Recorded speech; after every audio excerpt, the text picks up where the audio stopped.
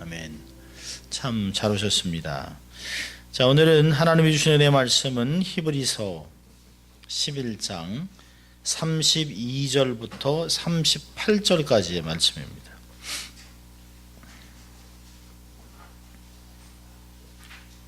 히브리서 11장 32절부터 38절까지의 말씀을 제가 봉독해 드립니다. 성령의 감동으로 기록된 하나님의 말씀입니다. 제가 봉독해 드릴 때 여러분의 심령과 귀가 은혜를 경험할 수 있기를 바랍니다. 내가 무슨 말을 더하리요?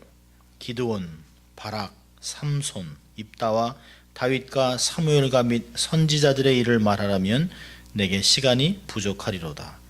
저희가 믿음으로 나라들을 이기기도 하며 의를 행하기도 하며 약속을 받기도 하며 사자들의 입을 막기도 하며 불의 세력을 멸하기도 하며 칼날을 피하기도 하며 연약한 가운데서 강하게 되기도 하며 전쟁에 용맹되어 이방 사람들의 진을 물려치기도 하며 여자들은 자기의 죽은 자를 부활로 받기도 하며 또 어떤 이들은 더 좋은 부활을 얻고자 하여 악형을 받되 구차에 면하지 아니하였으며 또 어떤 이들은 희롱과 채찍질뿐 아니라 결박과 옥에 갇히는 시험도 받았으며 돌로 치는 것과 톱으로 켜는 것과 시험과 칼에 죽는 것을 당하고 양과 염소의 가죽을 입고 유리하여 궁핍과 환난과 학대를 받았으니 이런 사람은 세상이 감당치 못하도다.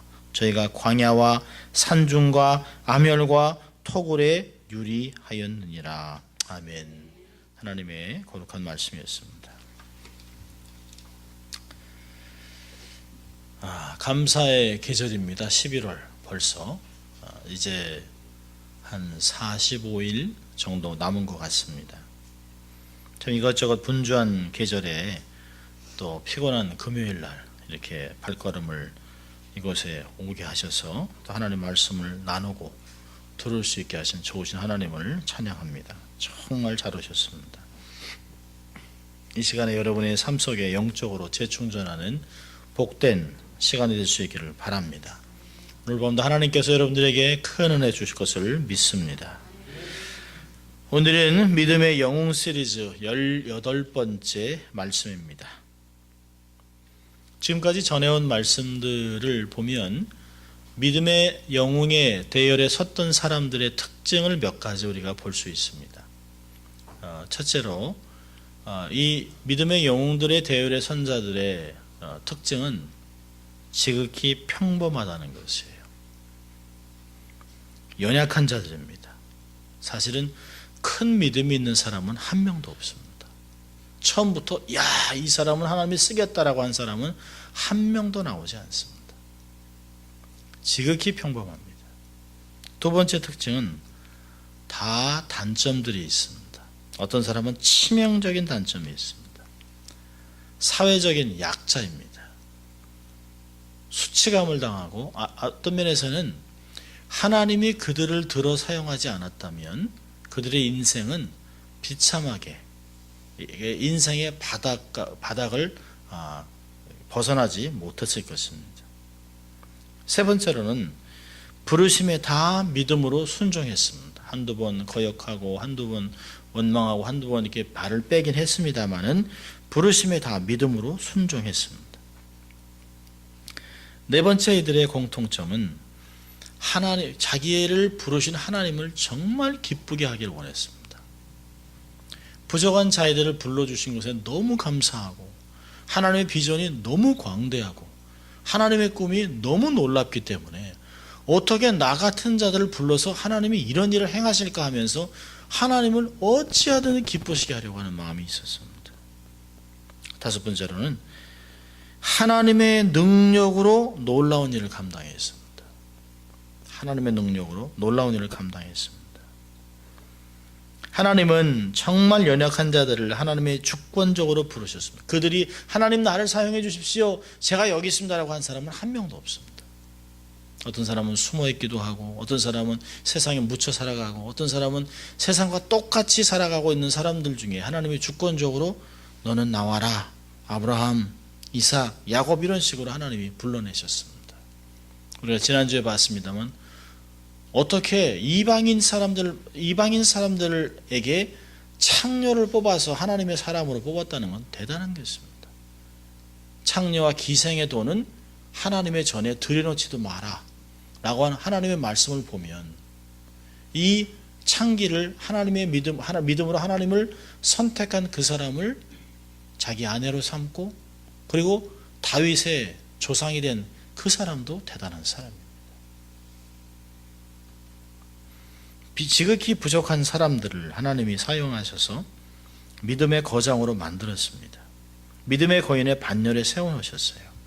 이들을 통해서 꿈도 꾸지도 못한, 아마 나중에 그랬을 거예요.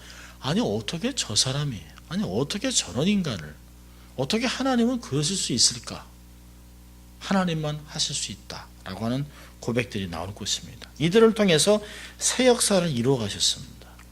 히스토리 속에 묻혀있던 사람들이 아닌 히스토리를 써가는 사람, 히스토리 메이커가 되어버렸습니다. 운명 속에 어쩔 수 없이 살아가는 사람이 아니라 운명을 개척하는 사람으로 만들었습니다. 히스토리 체인저로 만들어 놓으셨어요. 이 히브리서 11장을 볼 때마다 우리가 고백하는 것은 평범한 사람의 하나님의 능력과 하나님의 임재와 말씀이 더해지면 그의 인생은 비범한 인생으로, 위대한 인생으로 바뀐다는 것입니다. 자기를 불러주신 하나님을 너무너무 감사하고 기쁘게 하려고 하는 그 애를 쓰는 모습보다 하나님은 그들의 인생 자체를 기뻐하셨습니다. 히브리서 11장 6절, 히브리서의 키텍스트죠. 믿음이 없이는 하나님을 기쁘시게 못하나니 하나님께 나아가는 자는 반드시 그가 계신 것과 또한 그가 자기를 찾는 자들에게 상 주시는 이심을 믿어야 할지니라. 참 이 믿음이라는 게 너무너무 귀한 것 같습니다. 오늘 본문 속에는 사실은 한 사람 한 사람을 하려면 몇 달이 걸릴 것이에요. 그런데 32절부터 38절까지, 제가 38절은 제가 다음 주에 또 깊게 다루겠습니다만은 32절부터 38절까지는 수많은 승리자들을 집합적으로 기록하고 있습니다. 한꺼번에 많은 사람의 이름을 썼습니다. 어떤 사람들은 이름을 거론하지 않습니다. 그러나 누구인지는 짐작할 수 있는 사람들이죠. 개인적인 모습이 아니라 하늘의 별과 같이 많은 믿음의 사람들이 이렇게 많다. 한 사람 한 사람 집중하다가 하나님이 그 사람들도 중요하지만 수많은 사람이 이들과 함께 너희도 지금도 믿음의 영웅의 반열에 서고 있다는 걸 잊지 말아라 라고 하는 말씀들을 하고 있는 것입니다. 오늘 32절부터 38절까지는 승리하는 믿음의 두 가지 유형을 이야기하고 있습니다. 승리의 패턴이 나오는데요. 하나는 정복하는 믿음입니다. 32절부터 35절까지는 정복하는 믿음, 그 다음에 36절부터는 인내하는 믿음입니다. 이게 다 승리하는 믿음의 패턴을 이야기하고 있습니다. 자, 오늘 승리하는 믿음의 두 가지 유형을 보면서 첫째로 정복하는 믿음을 보려고 합니다.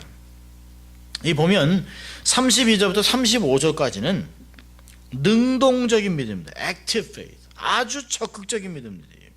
여러 가지 상황 속에서 적극적인 사고방식으로 고난을 이겼던 사람입니다. 이들을 성경은 이겼다, 승리했다, 정복자라 라고 이야기하고 있습니다.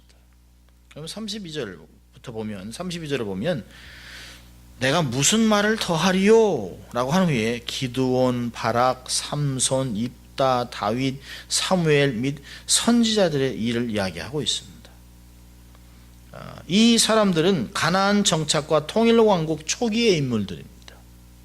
가나안에 정착하고 나서 그 이스라엘이 통일왕국의 기초를 다졌던 사람들입니다. 그래서 이런 사람들의 이름을 쭉 열거하고 있어요. 기드온 같으면 300명의 용사로 미디안의 대군을 쳐부수고 이스라엘을 구한 사사입니다. 바락은요, 여선지자 드보라의 지시를 받고 야빈의 군대장관 시스라의 군대를 친 리더입니다. 삼손은요, 너무 잘하는 사람이죠. 블레셋으로부터 이스라엘을 구한 장사, 정말 용맹한 사사입니다. 입다는요, 암몬 자손을 쳐부신 길르앗 출신의 큰 용사입니다. 자기의 출생은 연약하지만 정말 하나님의 사람들을 키워갔던 리더십을 통해서 한 나라의 리더가 됐던 사람입니다. 다윗은 어떻습니까? 뭐 말할 것도 없죠. 목동으로, 집에서는 말제, 이름도 없습니다. 저희 집에 보면 막내는 이름이 없어요. 늘 막내입니다. 남들은 뭐 송윤현 집사님, 뭐 닥터송 이렇게 부르지만 저희는 항상 막내냐? 저희 동생이 한 번은 저한테 이름 좀 불러봐. 그냥 막내, 늘 막내. 근데 사실 이런 우리가 막내냐라고 하는 정도가 아니라 성경에서는 말제라고 얘기합니다. 있으나 마나. 가족 회의에 들어올 가치도 없는. 어떤 사람은 어떤 학자는 다윗의 어머니의 이름이 없다라고 얘기합니다. 그러니까 정상적인 자식이 아니다. 또 배다른 형제일 거라고 하는 이야기를 합니다. 그래서 내 부모가 나를 버렸으나 라고 하는 정도로 다윗은 어릴 때 큰 상처를 입었던 사람입니다.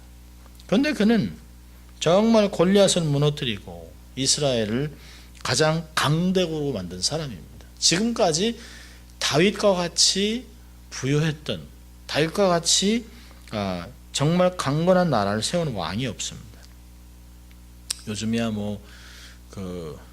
마이크로소프트 빌 게이트가 전 세계에서 가장 부자다라고 얘기합니다만은 락펠러가 더 부자죠. 근데 락펠러를 1000명, 10,000명을 붙여도 다윗의 부를 비교할 수가 없다는 것입니다. 1년에 다윗이 세금으로 솔로몬이 그 아버지를 이어서 나갔습니다만은 1년에 그 금을 세금으로 거둔 것만 600만입니다. 600만 달란트면 얼마입니까? 한 달란트가 금이 35kg입니다. 계산이 되세요? 집에 그런 거 갖고 계시면 참 좋으실 텐데 어마어마한 거예요. 어마어마한 거예요. 오빌의 금을 아들이 성전을 건축할 수 있도록 솔로몬에게 다 준비를 시켜놓은 사람입니다. 사실은 솔로몬은 아버지가 해놓은 거 그냥 짝만 맞춘 것이에요. 다윗은 대단한 사람입니다. 아직까지도 그래서 이스라엘 사람들이 다윗뼈를 그리고 지금도 다윗과 같은 메시아가 도래하기를 지금도 기다리고 있습니다.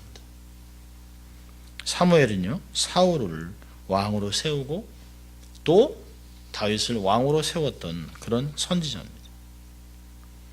그런데 32절에 나와 있는 모든 사람들, 기드온, 바락, 삼손, 입다, 다윗, 사무엘, 이런 사람들의 삶을 자세히 보십시오.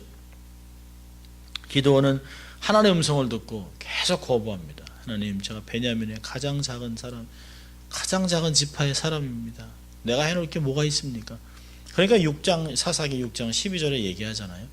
하나님이 함께 하신다, 강한 용사야. 하나님이 함께 하시면 너의 삶은 강한 용사가 된다.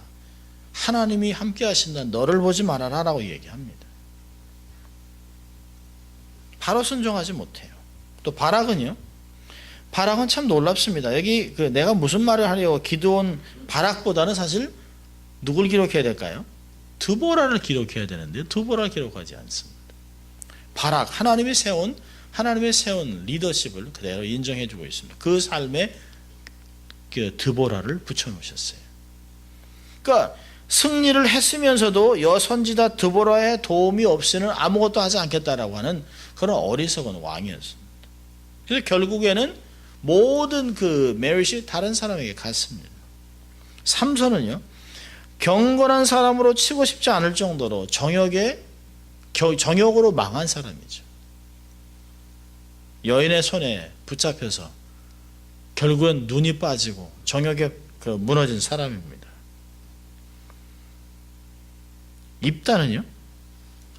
입다는 하나님이 함께 하심을 믿고서도 자기가 스스로 잘못된, 허황된 선언을 합니다. 누구든지 제일 먼저 와서 나를 맞이하면 그를 번제로 드리겠다. 근데 제일 먼저 나온 게 자기 딸입니다. 유일한 딸. 결국엔 번제로 드립니다. 다윗 말할 것도 없죠. 집안에 이 간음과 살인으로 인해서 집안에 칼이 끊이지 않는 그런 역사가 나타납니다. 온전한 사람이라고는 한 명도 없습니다. 우리 이런 연약한 사람들이 믿음으로 살았다라고 하는 평가를 받는 것을 보면 얼마나 큰 위로를 받는지 모릅니다. 이들의 삶이 100% 완벽했다면, 감히 이들을 보면서 넘볼 수도 없는, 생각할 수도 없는 완벽한 100%의 믿음의 사람이었다면 우리는 아마 믿음 생활을 하는데 얼마나 주눅이 들어 살지 몰라요. 그런데 이런 실수가 많은 사람인데도 불구하고 하나님은 히브리서 11장에 믿음의 사람들이었다 라고 기록하고 있습니다. 우리의 삶에 연약하고 부족한 과거를 기억하는 것이 아니라, 믿음이 없이 실족했던, 실수했던 그런 것을 기억하는 게 아니라, 지금 믿음으로 살려고 애를 쓰고 있는, 몸부림치고 있는 내 삶을 보고 하나님이 믿음의 사람이라고 인정해주고 있다는 것이에요. 얼마나 감사한지 몰라요. 자, 33절을 보세요. 33절을 보면 나라들을 이기기도 했습니다. 묘소하죠. 전쟁을 치르면서 승리할 수 있었던 것은 약속을 믿었던 것이에요.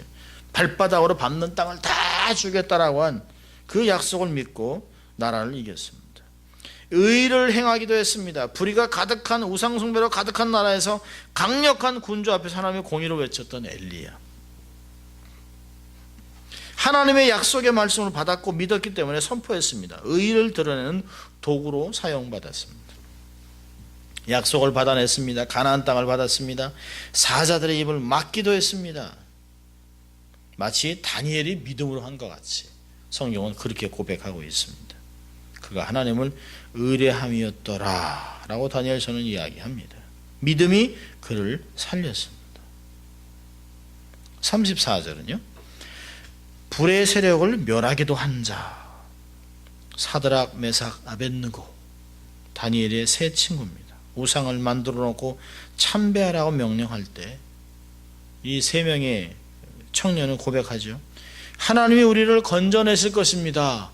그리고 유명한 말입니다. 그리 아니하실지라도 우리는 우상에 절하지 않습니다. 그리 아니하실지라도. 얼마나 놀라운 믿음입니까? 하나님이 나를 구원하지 않아도, 나를 도와주시지 않는다 할지라도, 나를 다시 살려주지 않는다 할지라도, 그리 아니하실지라도 나는 하나님을 섬기겠다. 정말 믿음을 타협하고 이거 하나만 먹으면 살 수 있는데, 사실 몸이 약한 사람들은 약에 관심이 많습니다. 몸이 약한 사람들은 무슨 약초를 얘기하면 이 귀가 갑자기 커져요. 이렇게. 이게 앞하고 얘기하는 사람에게 하나도 안 들리고 그쪽 얘기를 듣습니다. 그런데 정말 내가 하나님의 사람인데도 불구하고 정말 이것만 하면 병이 낫는다? 그런 기적이 많이 있었다? 그렇다고 무당을 찾아갈 수는 없는 거죠. 하나님이 명령하지 않은 것들을 손을 댈 수는 없는 거죠. 그리 아니하실지라도. 그리고 믿음으로 불의 세력을 꺾었습니다. 놀라운 것은 정말 그들의 그 세 명을 던졌던 사람은 불에 타 죽었는데 그 사람들이 영광로에서 그 불을 7배나 달고 놨는데도 그 안에서 세 명과 함께 서 있는 주님이 계시잖아요. 그러니까 왕이 얘기하잖아요. 그 네 번째 사람은 누구냐? 그들을 불러냅니다. 근데 탄 그을런 냄새도 나지 않았습니다. 얼마나 놀라운지 몰라요. 정말 이들의 삶을 누가 이해할 수 있겠습니까? 하나님이 이들을 머리털 하나 상하지 않게 지켜주셨다라고 하는 말을 예수님이 그냥 했겠습니까? 이들을 기억하라는 것이, 이들을 기억하라. 믿음으로 불의 세력을 멸하기도 했습니다. 칼날을 피했습니다. 다윗이 이세벨의 칼을 피한 엘리야, 요람의 칼을 피한 엘리사, 정말 대단한 사람들이죠. 연약한 가운데서 강하게 됐던 기도원 같은 사람들입니다. 자, 35절을 보세요. 35절을 보면 여인들은 죽은 자를 부활로 받았습니다. 사르밧 과부, 수넴 여인, 이런 사람들입니다. 우리 신앙의 선배들이 신뢰했던 하나님은 지금도 도처에서 기적을 행하십니다. 지금도 기적의 하나님이세요. 기적은 세상에 가득합니다. 가장 기적을 많이 경험했던 기도에 가장 많은 기도를 응답받았던 조지 밀러 5만 번의 기도 참 대단한 사람이죠. 5만 번의 기도. 믿음이 기적을 가능하게 했습니다. 조지 밀러의 삶에서 불가능하게 보였던 일이 한 가지가 있었습니다. 정말 주님께 돌아오기를 위해 기도했던 5명을 위한 기도를 계속했었습니다. 한 달 만에 한 명이 돌아오고 10년 만에 한 명이 돌아오고 25년 만에 돌아왔습니다. 근데 어떤 한 친구는 그가 죽고 52년 만에 주님께 돌아왔습니다. 많은 사람들은 하나님이 다 응답하지 않은 것은 당신을 교만하지 않게 하기 위해서라고 사람들은 이야기했습니다. 조지 밀러를 기도를 다 응답해줘서 봐. 그 사람이 얼마나 교만했을까. 그건 모르는 이야기죠. 그가 죽고 나서 하나님은 그 친구가 장례식에 왔는데 조지 밀러의 노트에 나는 내 친구를 위하여 52년째 지금도 기도하고 있다. 하나님은 그의 영혼을 반드시 구원하실 것이다. 나는 믿는다. 라고 하는 그 기록을 자기가 보게 됩니다. 그리고 거기서 무너지고 거기서 고백하고 하나님 앞에 자기의 삶을 헌신하는 역사가 나타납니다. 조지 밀러는 이미 알고 있었어요. 하나님은 그렇게 능히 하실 분이라고 하는 것을 알고 있습니다. 많은 사람들이 그렇게 얘기했습니다. 알코올 중독자에게 복음을 전할 때 조지 밀러가 목회를 했다는 얘기를 사람들은 잘 몰라요. 고아원 했다는 얘기만 알지 그가 목회했다는 얘기는 잘 모릅니다. 그가 알코올 중독자에게 복음을 전할 때 주위의 사람들이 목사님 놔두십시오. 저 사람은 정말 망나니에 술독에 빠져 사는 사람이고 저 사람은 절대 제정신으로 사는 날이 하나도 없습니다. 시간 낭비하지 마십시오. 저런 인간은 지옥에 가도 100번은 갑니다. 그런데 조지 밀러는 이야기했습니다. 포도주를 하나님이 주신 것을 믿는가? 포도주를 물로 바꾸신 것도 기적을 기억하는가? 네. 그러면 술독에 빠져있던 사람들이 세례통에 들어와 세례받을 수 있는 것을 왜 믿지 않습니까? 하나님은 능히 하실 수 있습니다. 그게 조지 밀러의 믿음입니다. 믿음은 불가능을 가능케 하는 것입니다. 보너스. 왜 우리는 그렇게 열심히 기도하고 말씀대로 기도하고 최선을 다해 기도하는데 우리의 기도 응답이 늦어질까요? 여러 번 저는 생각했었습니다. 첫째로는 하나님의 때를 위해서 내 때가 아닌 내 방법이 아닌 하나님의 때를 위하여 기도를 늦추십니다. 두 번째로는 나의 성숙을 위해서 하나님이 기도를 늦추세요. 내가 내면으로 깊은 영성이 깊은 믿음이 깊은 어떤 견고함이 생기기 위해서 나의 믿음의 그릇을 크게 만들기 위해서 하나님이 그렇게 응답을 늦추세요. 왜냐하면 나는 준비가 안 됐는데 하나님이 큰 복을 주시면 감당이 안 돼요. 감당이. 내가 준비가 안 됐는데 응답이 돼버리면 감당이 안 돼요. 어떤 분은 그랬어요. 자기 딸이 그렇게 편하게 해달라고 기도했어요. 그렇게 해요. 근데요, 자기가 딸을 품을 있을 정도의 큰 사람이니까 딸은 자동으로 변해버렸어요. 딸은 자동으로 변해버렸어요. 만약에 하나님이 그 속 좁은 사람의 딸을 고쳐놨으면 딸은 그냥 요만한 사람으로밖에 못 가요. 근데 하나님이 자기의 삶을 크게 만들어니까 그 품 안에서 딸이 크기 시작하는 거예요. 세 번째로 기도 응답이 늦어진 이유는 하나님이 환경을 준비해 놓으시는 거예요. 주변 환경을 정리해 주십니다. 악인들을 없애고 원수들을 없애고 축복이 축복되게 하기 위해서 길들을 만들고 닦아 놓으세요. 자동차를 주면 뭐예요? 달릴 길이 없는데 하나님의 길을 만들어 놓는 것이에요. 네 번째는요, 기도 응답이 늦어진 이유는 더 큰 영광을 거두기 위해서 지금보다 훨씬 큰 영광. 그래서 세상 사람들이 이건 저 사람으로는 도저히 안 되는 거야, 하나님이 하셔서라고 하는 말을 듣기 위해서 하나님이 기도를 늦추실 때가 있습니다. 기도를 다 응답받는 것이 축복이 아닙니다. 신앙생활을 하고 어려움을 겪고 목회를 하면서 제가 자꾸 느끼는 것은 작은 것, 자잘한 거 다 응답하는 건 어릴 때, 아주 어린 아이들. 이건 응답 안 하면 믿음이 뭐고 다 버리고 떠날, 아직은 아무것도 모르는 사람을 하나님 품기 위해서 그냥 자잘한 거 달라는 데 다 주세요. 근데 여러분 자녀를 키워보세요. 조금만 크면 그렇게 줘서는 안 돼요.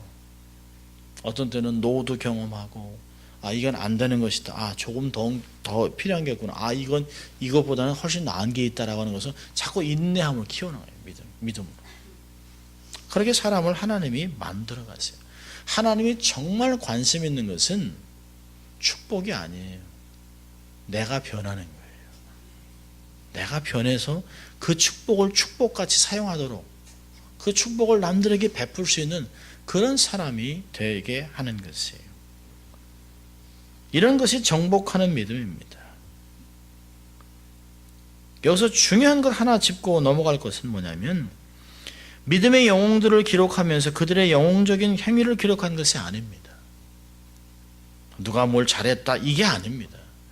하나님이 하실 것만 기록했다. 하나님만이 하실 수 있는 것. 이들의 힘으로는 도저히 행할 수 없었는데 하나님이 함께 하셨기 때문에, 하나님이 그들을 동역자로 삼았기 때문에, 연약하고 부족한데 보잘것없는데 하나님이 그를 동역자로 삼으시고 큰 일을 해냈다. 그게 중요한 거예요. 다 초월적인 일들이었습니다. 이들이 행한 것은 사자들의 입을 막고 의를 행하고 나라를 이루고 불의 세력을 막고, 이건 사람이 할 수 있는 것이 아니에요. 하나님만이 하실 수 있는 일입니다. 하나님이 함께 하실 때 초자연적인 역사를 감당할 수 있다는 것이에요. 아멘입니까 여러분? 그렇다면 마태복음 28장 20절에 나와 있는 예수님의 약속은 얼마나 놀라운 것입니까? 볼지어다 내가 세상 끝날까지 내가 너희와 함께 하리라. 여러분, 얼마나 놀라운 말이에요. 우린 너무나 이 말을 쉽게 받아들입니다. 이 구약에서 이 엄청난 하나님의 역사를 이루는 것은 사람의 역사가 아니에요. 이런 부족하고 연약한 장기 이 라합을 들어서 다윗의 족보를 만드신 그 하나님, 연약한 사람들, 가족에선 인정도 못하는 사람을 왕으로 만들어서 초강대국으로 만들었던 그 하나님은 하나님의 능력이에요. 그 하나님의 능력이 있었던 건 그 하나님이 그들을 붙잡았다는 것이에요. 그들과 함께 했다는 것입니다. 그들이 요구한 것도 아니에요. 여러분, 제자들이 주님 우리와 함께 해주세요 라고 얘기하지 않았습니다. 근데 동일하게 예수님은 부활 승천하시기 전에 볼지어다 내가 세상 끝날까지 너희와 함께 하겠다 약속하지 않았습니까? 이건 얼마나 놀라운 약속입니까? 자, 마가복음 16장입니다. 마치 주님이 하신 말씀을 증거라도 하는 것 같이, 이거 보아라, 이렇게 내가 너희들과 함께 한다 라고 하는 것을 가르쳐주고 있어요. 마가복음 16장 20절.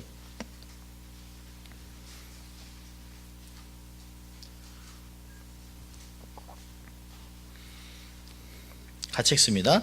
제자들이 나가 두루 전파할세 주께서 함께 역사하사 그 따르는 표적으로 말씀을 확실히 증거하시니라. 그렇죠. 제자들과 함께하면서 기적들을 막 일으켜줘요. 뭘 얘기하기 위해서요? 하나님 말씀이 확실하다는 거예요. 여러분, 이 안에서 배울 수 있는 게 뭐예요? 주님은 약속을 지키신다. 주님은 항상 함께 하신다. 주님 우리를 정말 말씀하신 대로 요한복음 14장에 말씀하신 내가 너희를 고아같이 두지 않겠다, 버려두지 않겠다, 내가 너와 함께 하겠다 라고 한 약속의 말씀, 마태복음 28장 20절에 세상 끝날까지 너와 함께 하겠다, 이 약속을 그대로 지켜주시는 것이에요. 더 놀라운 말씀은 히브리서 13장 8절에 있습니다. 예수 그리스도는 어제나 오늘이나 영원토록 동일하시니라. 할렐루야. 하나님과 동행하는 삶의 축복은 정말 놀랍습니다. 근데 우리는 영적인 건망증이 있습니다. 주님이 함께하는 걸 자꾸 잊어버려요. 그리고 우리의 단점은 뭘까요? 내가 해보려는 것이 내가. 내 힘으로, 내 경험으로, 내 실력으로 내가 한번 이뤄보고 싶은데 안 됩니다. 하나님의 일은 하나님의 없이는 절대 일어나지 않습니다. 내 열심은 사람의 일일 뿐이에요. 하나님이 함께 하셨습니다. 이 모든 일을 하나님이 이루셨어요. 승리하는 믿음은 이렇습니다. 적극적인 믿음입니다. 자, 35절 후반부부터는 인내하는 믿음입니다. 32절부터 35절 전반까지 34절까지 본다면 뭐 물리치고 강하게 하고 용맹하고 다 이게 적극적인 믿음이라면 35절부터는 받고 이런 수동태적인 믿음입니다. 선교자들의 믿음이에요. 정복자들의 믿음도 중요하지만 순교자들의 믿음도 존귀합니다. 우리가 열심히 기도하고 노력해도 환경이 변화되지 않을 때가 있어요. 어떻게 합니까? 버텨야 되는 거예요. 왜 하나님 내 기도는 안 들어줍니까? 왜 이건 환경이 변하지 않습니까? 왜 하나님의 사람들이 IS에 잡혀서 십자가에 못 박혀 죽습니까? 그들은 정말 죽지 않기 위해서 정말 살고 싶지 않았겠습니까? 그들은 정말 그렇게 순교하는 걸 기뻐했을까요? 아니요, 절대 그렇지 않습니다. 순교당했던 사람들마다 다 살려달라고 얘기했습니다. 요즘 최근에 보면 다 살려달라고 얘기합니다. 나 정말 살고 싶다라고 얘기합니다. 근데 기적을 보지 못하고 죽을 수도 있어요. 믿음을 부인하지 않고 죽는 것, 그것도 믿음이라는 것이에요. 35절부터 보세요. 어떤 이들은 부활을 위해 악형을 받았습니다. 기적은 나타나지 않았습니다. 그런데 구차하게 살려고 빌지 않았어요. 그냥 악형을 받았습니다. 왜요? 부활을 믿기 때문에. 믿음이 있기 때문에 그렇습니다. 고통에서 구출되어야만 믿음이 있고 구출되지 않으면 믿음이 없다고 결론을 내리면 안 돼요. 육신이 건강해졌으면 하나님께 영광이고 할렐루야지만 그렇지 않으면 불행하다고 얘기하면 안 돼요. 믿음이 없다 그러면 안 돼요. 구출되지 않아도 더 나은 부활을 기다리는 것이 그게 훌륭한 믿음입니다. 구출을 보다 난관을 피하는 것보다 난관 속에서 인내하는 게 더 큰 믿음이 필요한 것입니다. 자, 36절은 희롱당하고 선지자 예레미야가 그렇게 했습니다. 예레미야 20장 보면 여호와여 주께서 나를 권유하심으로 내가 권유를 받았사오며 주께서 나보다 강하사 이기셨으므로 내가 조롱거리가 되니 사람마다 정일토록 나를 조롱하나이다. 내가 대저 말할 때마다 외치며 강포와 멸망을 부르짖사오나 여호와의 말씀으로 인하여 내가 종일토록 치욕과 모욕거리가 됐습니다. 예레미야는 두르게 맞고 감옥에 갇혔습니다. 신약의 바울은 세상에 더러운 곳, 세상에 찢기 같은 대우를 받았습니다. 37절 보세요. 돌로 치는 것. 전승에 의하면 예레미야는 우상숭배라는 애굽의 유대인들에게 항의하다 그들에게 돌로 맞아 죽었습니다. 스데반도 돌로 맞아 죽었습니다. 칼로 죽이는 것, 세례 요한, 야고보 사도 칼로 죽었습니다. 얼마나 많은 자들이 초대교회에 칼로 죽었습니까?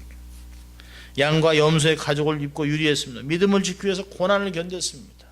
갑바도기아 굴에 살면서 음식을 구하기 위해서 짐승의 탈을 쓰고 밤에 살살 나와서 풀을 뜯어가지고 다시 굴로 들어가는, 그렇게 짐승들 사이에서 짐승의 그 가죽을 쓰고 기어다녔던 사람들, 기름의 기적을 일으킨 사람들만 신격화하고 위대하다고 이야기하면 안 됩니다. 그 십자가에서 죽은 예수님은 어떻게 됩니까? 죽지 말았어야죠. 내려와라.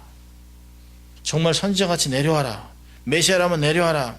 능력이 있었죠. 12영이나 되는 천사들을 불러서 다 죽일 수도 있었죠. 로마 군대 전체를 한순간에 죽일 수도 있었죠. 그런데 십자가에서 내려오지 않았습니다. 십자가 하나의 뜻이라면 잘 지고 갈 수 있도록 우리는 기도해야 합니다. 예수님은 실패자가 아닙니다. 그럼 어떤 게 더 큰 믿음일까요? 승리하고 정복하고 높은 고지를 달리고 많은 것을 일어나고 열매를 맺는 것, 그것도 중요한 것입니다. 그러나 그것보다 더 힘든 것은 뭘까요? 아무 열매도 없고 응답이 없는 가운데 처절하게 버림받는 거죠. 정말 아무것도 없어요. 막 완전 barren land, 아무것도 없는. 제 친구가 그 아주 힘든 모슬렘 지역에서 사역을 하면서 저한테서 그런 얘기를 했습니다. 백인인데 10년 동안 한 사람도 복음을 전하지 못했다. 10년 동안 난 단지 하나님 앞에 내가 왜 거기 있어야 되는지 지속적으로 물어야만 했다. 그러면서 저한테 그래요. 나도 이렇게 미국에 돌아와서 목회하고 싶다 그러는데 울어요. 그래 울어요.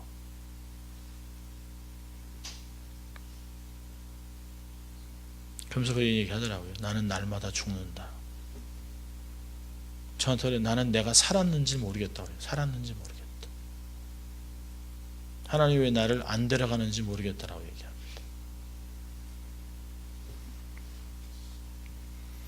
기적이 일어나는 것보다 어려운 환경을 견디는 것이 정말 어렵습니다. 너무너무 어려운 것이에요. 하나님은 우리의 소원하는 대로 길을 열어놓지 않습니다. 하나님의 원대로 하나님의 역사가 이루어지고 하나님께 쓰임받는 것이에요. 1950년에 장래가 촉망한 아주 유망한 청년 짐 엘리엇은 하나님의 부름을 받고 선교하는 일에 매진을 합니다. 남미 에콰도르로 정글에 와우다니 인디언에게 복음을 전하기 위해서 친구 4명과 함께 남미의 정글을 향해 갔습니다. 그리고 결혼한 가족들을 이렇게 살면서 5가족이 살아가면서 아이도 낳고 그랬습니다. 그래서 어느 날은 복음을 증거하러 가겠다라고 갑니다. 이게 참 놀라운 이야기인데요. 그죠? 영화로도 나왔어요. End of Spear라고 하는 전능자의 그늘이라고 하는 책에도 나와 있습니다. 그 네이트라고 하는 선교사, 짐 엘리엇도 유명하지만 네이트라는 선교사의 아들이 그 아버지가 선교하러 가는데 이야기를 합니다. 아빠가 이렇게 가면서 그 사람들이 아빠를 공격하면 아빠는 총으로 쏠 거야? 아들은 그렇게 쏘기를 원했던 거죠. 아빠가 살기 위해서. 근데 아빠는 얘기합니다. 아들한테. 아니, 아빠는 총을 그들에게 쏠 수 없다. 아들이 물어보죠. 왜? 우리는 준비가 됐지만 그들은 준비가 안 됐잖아. 우리는 천국 갈 준비가 됐지만 그들은 천국 갈 준비가 안 됐다는 거예요. 죽일 수 없다는 거예요. 그들은 총을 짐승들이 위협하는 거죠. 짐승들을 죽이기 위해서 총을 가지고 갔습니다. 근데 그들이 어느 한 강에 도착했을 때 그들이 기다렸던 듯이 그 원주민들이 와서 다 그들을 어마어마한 창으로, 영화를 한번 보시면 막 찍습니다. 근데 그들에는 다 총이 있었습니다. 그렇게 죽었어요. 그리고 그 이야기를 많은 사람들에게 알렸습니다. 이 5명의 선교사들의 부인들이 남편의 자리를 내어오려 선교자의 아들인 8살의 스티븐 세이트와 함께 그 인디언 마을에 복음을 전하러 갑니다. 그리고 큰 전염병이 돌아서 그들을 살리기 위해서, 특별히 그 자기 남편들을 창으로 찔러 죽인 사람을 살리기 위해서 땀을 뻘뻘 흘리면서 그들을 살려냅니다. 많은 사람들이 얘기했습니다. 너무너무나 비극적인 사건인데 가지 말아라. 남편들 죽은 것만으로도 슬픈데, 비극인데. 그러자 엘리엇 부인이 이야기합니다. 내 남편이 죽은 것이 비극이 아닙니다. 내 남편이 하나님의 말씀에 순종하지 않았더라면 그것은 더 큰 비극이었을 것입니다.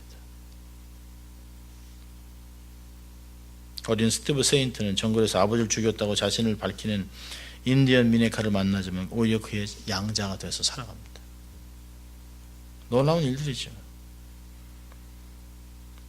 그리고 1994년 40년이 지난 후에 그 부족들은 주님께 돌아오기 시작합니다. 그들을 죽였던 사람이 목사가 됐습니다. 와우던 인디언은 종족 분쟁으로 60%가 살해되는 지구에서 가장 잔인한 민족이었습니다. 사람이 법을 지키지 않으면 그 사람을 산채로 죽이면서 그 살을 먹었습니다. 지금은 부족의 40%가 기독교로 개종하고 그곳에 교회가 세워 있습니다. 놀라운 역사죠. 많은 사람들은 그 미개한 곳에 가서 가족이 다 죽었는데 뭐하러 가느냐 라고 얘기했습니다. 여러분 오늘 38절 보십시오. 38절 보면 이런 사람은 세상이 감당치 못한다. 여러분 38절에 세상이 감당할 수 없는 사람들은 뭐라고 합니까? 이 사람들에게는 세상이 가치가 없는 것이에요. 세상에 그리 가치가 없어요. 제가 선교지를 가서 선교사들을 만나면 이제 그만 돌아오시더니 아니 이 좋은 곳을 제가 왜 떠납니까? 전기도 없고 아무것도 없는데 그들은 그것이 좋다라고 얘기합니다. 왜요? 그들의 가치가 바뀐 가치가 생각이 바뀐 것이. 짐 엘리엇은 선교를 떠나기 전에 이 노트에 자기 이런 걸 썼다고 얘기합니다. 영원한 것을 얻기 위해서 영원하지 않은 것을 버리는 자는 결코 어리석은 자가 아니다. He is no fool who gives what he cannot keep to gain what he cannot lose. 잃어버릴 수 없는 것을 얻기 위해서 지킬 수 없는 것을 버리는 것. 그건 결코 어리석은 사람이 아니라는 것이. 세상이 감당할 수 없었던 삶은 세상은 영원하지 않기 때문에 영원한 것을 얻기 위해 아주 한시적인 세상 것들을 다 버렸던 사람들을 세상에서는 이 사람들이 누구야? 미쳤나? 세상이 감당을 못하는 것이에요. 세상은 우리를 보고 그렇게 느낄 것입니다. 그래도 세상에서 성공해야지, 그래도 세상에서 힘있게 살아야지, 그래도 세상에서 뻔때 있게 살아야지, 이민까지 왔는데 아메리칸 드림을 이뤄야지. 여러분 우리는 아메리칸 드림을 이루기 위해서 온 사람이 아닙니다. 우리는 킹덤 드림, 하나님의 왕국 드림을 이루기 위해서 온 사람들입니다. 우리는 가치를 그릴 담옷을 만들어야 합니다. 세상은 이들의 가치를 인정하지 않았습니다. 그러나 하나님은 이들의 이름을 기억하지 않았지만 이들의 삶 전체를 기억하고 이들의 가치를 성경에 기록하고 이들의 삶을 2000년 주님 오실 때까지 우리로 하여금 기억하게 해놨습니다. 이들을 함부로 취급했던 사람들은 역사 속에서 사라졌습니다. 그리고 그들을 기억조차 하지 않습니다. 있었던 존재 가치도 없습니다. 그러나 그들이 그렇게 함부로 취급했던 사람들은 지금도 역사 속에 성경 속에 전 세계에 있는 기독교인들의 삶, 성경에 있는 모든 사람들의 삶 속에 기억하고 있습니다. 하나님만이 그들의 가치를 감당할 수 있었습니다. 다가오는 나라만이 이들을 감당할 수 있었습니다. 세상이 감당치 못하는 믿음의 승리자들, 이 말씀에 대해서 다음 주에 조금 깊게 다루려고 합니다. 믿음의 신앙의 선배들이 보였던 믿음을 두 가지의 믿음이 다 필요합니다. 하나님이 여러분의 삶을 건강하게 강하게 하셨다면 정복하십시오. 전진하십시오. 높은 곳으로 가십시오. 많은 사람을 나누십시오. 그럼 하나님이 여러분의 삶을 막고 세상에서 고립된 상태를 만들어 놓는다면 믿음으로 버티십시오. 원망하지 마십시오. 낙심하지 마십시오. 극단적인 상황 속에 몰고 가지 마십시오. 하나님이 더 나은 것을 위해 지금의 삶을 지나가게 하신다라고 하는 삶을 가지고 하나님께 엎드리십시오. 그리고 믿음으로 버티다가 주를 만나십시오. 그게 우리가 해줄 수 있는 말입니다. 저는 하나님이 도와주실 것이에요, 하나님이 반드시 길을 열 것이라고 하는 빈말을 하고 싶은 것이 아니에요. 제가 목회를 하면 할수록 나이가 들면서 하는 이야기는 어쩌면 이것이 빈말이 될 수 있겠다. 하나님이 원치 않는 것을 내가 꺾을 수 없다. 제가 정직하게 할 수 있는 것은 하나님만이 하실 수 있습니다. 그러나 내가 할 수 있는 일은 지금 이 시간에 하나님 앞에 순종하고 신실하고 정직해지는 것이에요. 어떤 상황 속에 여러분의 삶이 있든지 어떤 상황 속에서도 저는 어제도 사실은 하나님 앞에 하나님 지금 걷어가셔도 괜찮습니다. 새벽 3시에 병원에 갔다 들어오면서 하루가 이렇게 마칠 수도 있겠네요. 하나님 이 시간에 나는 최선을 다하길 소원합니다.